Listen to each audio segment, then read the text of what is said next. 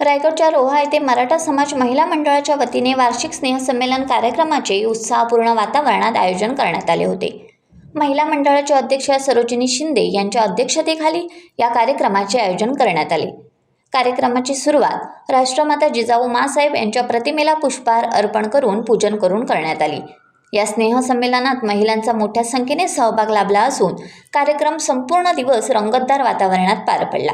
या कार्यक्रमात नवनिर्वाचित नगरसेवक रवींद्र साळके, अजित मोरे, प्रशांत कडू, नगरसेविका स्नेहा आमरे, प्रियंका धनावडे तसेच doctor Swapna Sardar, doctor Pragati Deshmukh, doctor Tanuja Pawar, advocate More, advocate Reena Shinde, उद्योजिका राजश्री देसाई, नूतन नलावडे, सानिका सावंत यांचा सत्कार करण्यात आला. स्नेहसंमेलनात महिलांसाठी विविध खेळ, गेम स्पर्धा, मनोरंजनात्मक उपक्रम व सांस्कृतिक कार्यक्रमाचे आयोजन करण्यात आले होते. या स्पर्धांमध्ये महिलांनी उत्स्फूर्त सहभाग नोंदवून कार्यक्रमाची शोभा वाढवली.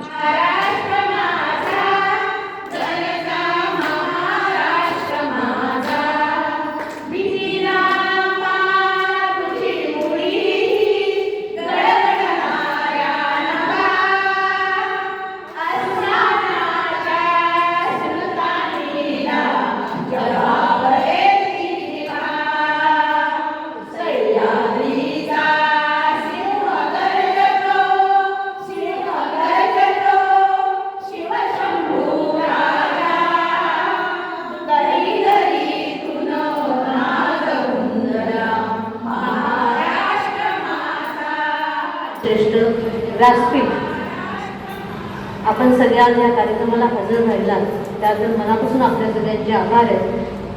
आपण जे काही सहकार्य आम्हाला करायचं ठरवलेलं आहे त्याच्यामुळे नवनिर्वाचित नगरसेवकांचे आभार व्यक्त करते.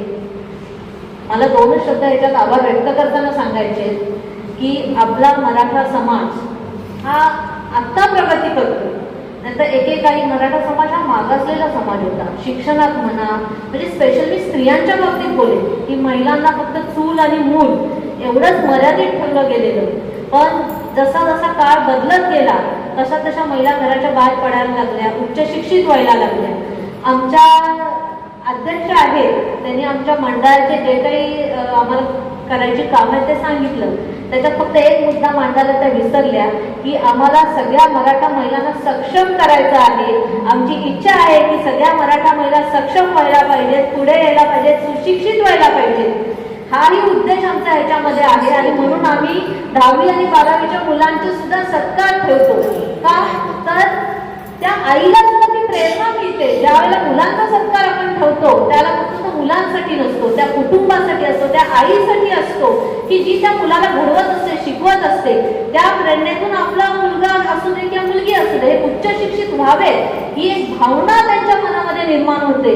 ज्या वेळेला आम्ही 50 विद्यार्थ्यांचा सत्कार करतो त्यानंतर 5 विद्यार्थी जरी खूप उच्च शिक्षित झाले तरी ती आमची अचिव्हमेंट आहे असं आम्ही समजतो.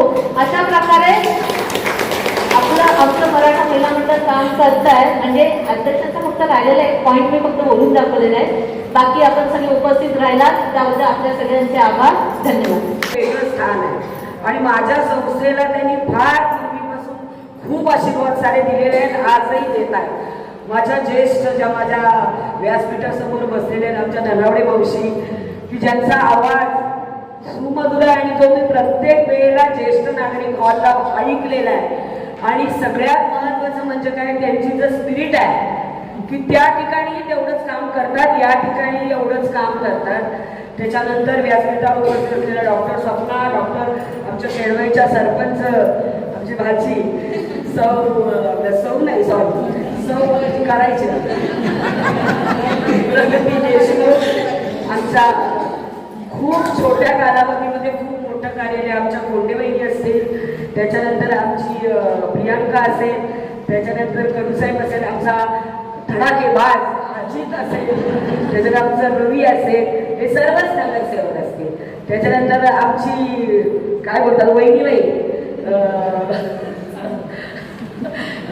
सावंत, सानिका नावच मला आठवत देवी. आणि अगदी छान छोट्या पदार्थापासून सुरुवात करून आज जिने मंत्रालयात स्वतःचा स्टॉल टाकला ती आमची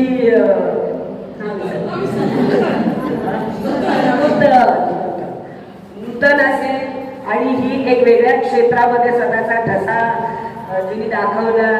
ती विजयची माझा वर्गमित्र नाही आहे, पण माझ्यापेक्षा 1 वर्ष सिनियर मला वाटतं. त्याची लेख असेल, या सगळ्या बघून आज खूप आनंद असा होतो की एक काळ असा होता की आपल्या मराठा समाजाच्या ज्या महिला होत्या त्या बाहेर पडायला घाबरत होत्या. चूल आणि मूल या संकल्पनेतना बाहेरच यायला बघत नव्हत्या. आजच्या या नवीन युगामध्ये आज या महिला वेगवेगळ्या क्षेत्रामध्ये भरारी मांडतात, त्याचा खरंच मनापासून खूप आनंद होतो. तर अशा सगळ्या महिलांनी उत्तरोत्तर प्रगती करायला पाहिजे. आणि जसं वहिनी तुम्ही म्हणता की मराठा समाज हा खूप मोठा आहे, पण आपल्याला एक शाप आहे की मराठा समाज कधी एकत्र येत नाही. मंडळ नाही तशी नाही, भरपूर मंडळ आहे मराठा समाजाची, पण ती सगळी विखुरलेली आहे.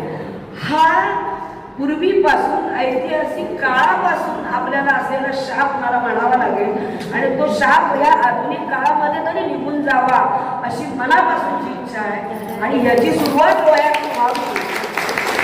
आणि रोहा तालुक्याच्या 11 दिवसांनी जो प्रस्ताव दिला तो अतिशय चांगला दिलेला आहे. तर त्याची सुरुवात या रोहा तालुक्यातून येऊन सर्व ज्या मराठा समाजाच्या जे काही वेगवेगळे मंडळ आहेत यांनी निदान आपापलं अस्तित्व जरूर ठेवावं. जरूर ठेवावं, आपापलं अस्तित्व पाहिजे. प्रत्येकाची घटना वेगळी, प्रत्येकाचं उद्दिष्ट वेगळं, पण ज्या वेळेला काही कार्यक्रम असतात त्यावेळेला प्रत्येकाने सामावून घेतलं तर भविष्यामध्ये मराठा समाज पुढे लढा देऊ शकतो असं मला नेहमी मनापासून वाटत असतं. आणि या पार्श्वभूमीवर तुमच्या संस्थेने जो काही उपक्रम सुरू केलाय तो अतिशय स्तुत्य आहे. मी ज्यावेळेला राष्ट्रवादी काँग्रेस पक्षाचे अध्यक्ष असताना या माझ्या सगळ्या जुन्या सहकारी महिलांचे चेहरे मला दिसतात. प्रिया असेल, आमची कल्पना असेल, हे सगळ्याच आहे. आता नवीन मुली येत आहेत, महिलांसारखी ॲडव्होकेट, तुम्हाला कायदेशीर ज्ञान घेणारी उपाध्यक्ष आहे. त्याच्यानंतर स्वरांजली सारखी काम करणारी महिला आहे. कारण इथं काम करणं फार महत्वाचं आहे. पदांपेक्षा तुम्ही किती काम करता हे सगळ्यात महत्वाचं आहे. आणि मी सांगितल्याप्रमाणे छोट्या छोट्या गोष्टींतूनच माणूस मोठा होत असतो. त्यामुळे तुम्हाला सगळ्यांना विनंती आहे की आता सगळ्यांनी रोहा तालुक्यातल्या मराठा समाजाने एकत्र यावा. आमच्याकडून जी काही आमचा खालीचा वाटा असेल तो आम्ही जरूर देऊ. हे आम्ही सर्व नगरसेवकाच्या वतीने आज या ठिकाणी मी तुम्हाला सांगते. पुन्हा एकदा सर्व नगरसेवकाच्या वतीने तुम्ही आम्हाला बोलवून या ठिकाणी सन्मानित केलं त्याबद्दल तुमचे धन्यवाद मानते आणि थांबते. जय हिंद, जय महाराष्ट्र, जय मराठा.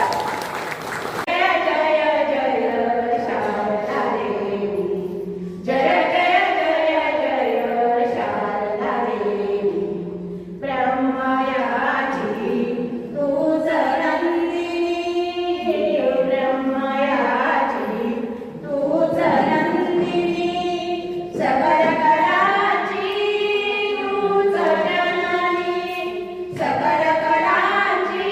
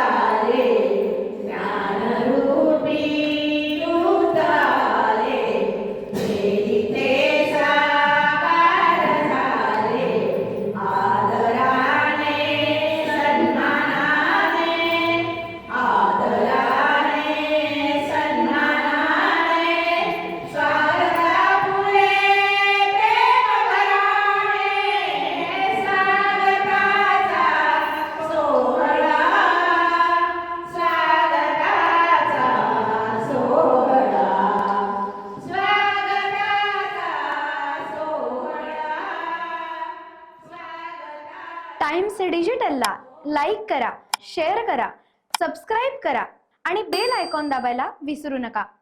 Times digital.